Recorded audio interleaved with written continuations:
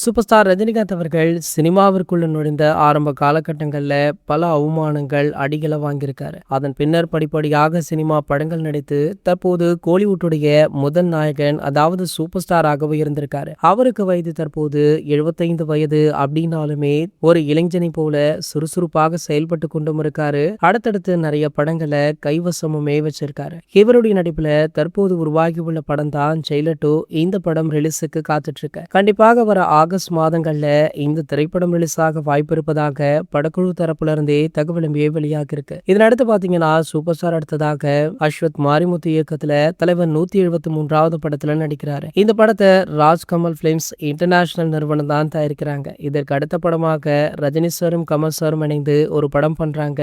இந்த படத்தை நெல்சன் திலீப்குமார் அவர்கள் இயக்குறாரு. இந்த படத்தை பாத்தீங்கன்னா ரெட் ஜெயின் மூவிஸ் நிறுவனம் தயாரிக்கிறாங்க. அதற்கு அடுத்ததாக அட்லி அல்லது சங்கருடன் சூப்பர் ஸ்டார் இணையவுள்ளார் அப்படின்ற ஒரு டாக் இருக்கு. இந்த நிலையில பாத்தீங்கன்னா தற்போது சமீப காலமாகவே சூப்பர் ஸ்டார் ரஜினிகாந்த் அவர்களை பற்றியும் அரசியல் ரீதியாக பல கருத்துக்கள் சோசியல் மீடியாக்கள்ல உலா வருது. குறிப்பாக ரஜினிகாந்த் அவர்கள் அண்ணாமலை அவர்களுடைய புதிய கட்சியில் இணையவுள்ளார் அப்படின்ற பேச்சு இருக்கு.